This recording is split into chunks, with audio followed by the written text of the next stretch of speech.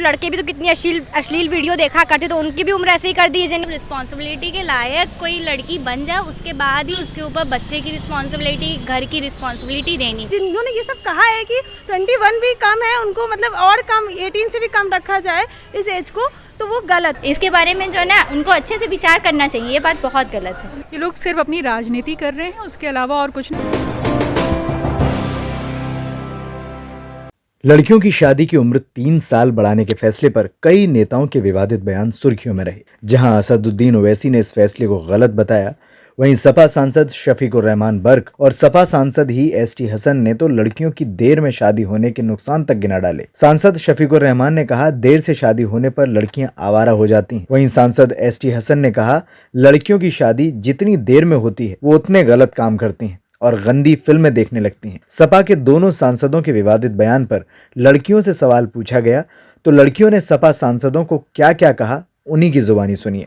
इसके बारे में जो है ना उनको अच्छे से विचार करना चाहिए, ये बात बहुत गलत है। और ये थोड़ी ना है कि मतलब लड़कियां यही करती हैं, कोई को फोन से बात, कोई ज़रूरी थोड़ी ना है कि हर लड़कियां यही काम करेंगी। इन ये सब है कि किसी को पढ़ना हो या किसी को आईएएस बनना हो, पीसीएस बनना हो, तो जाहिर सी बात है कि वो कॉल ही से या फ़ोन ही से यही पढ़ेंगी ना।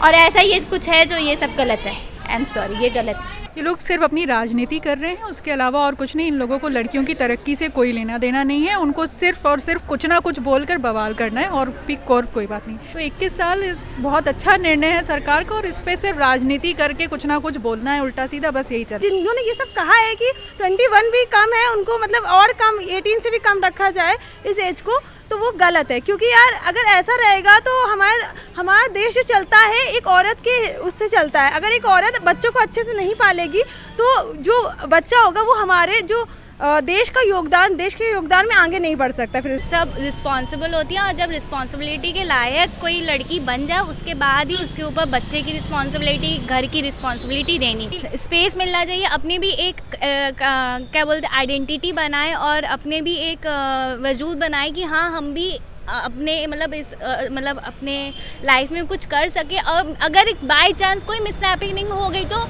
ये तो नहीं होगा कि हम किसी और के ऊपर डिपेंडेंट है, हम अपने ऊपर डिपेंडेंट रहेंगे, इंडिपेंडेंट रहेंगे, तभी तो हम किसी और को भी संभाल पाएंगे। ऐसे तो अगर देखा जाए तो लड़के भी तो कितनी अश्लील वीडियो देखा करते, तो उनकी भी उम्र ऐसे ही कर दी जानी चाहिए। जैसे हम लोग ऐसे कोई किसी को जज नहीं कर सकता है ना, कि किसी को जज कर ले वो लड़की कैसी है वो फिर कैसी है, ऐसे नहीं करना चाहिए। जैसे अगर हम लोग साथ करें तो फिर लड़कों के साथ भी वैसे ही करना चाहिए।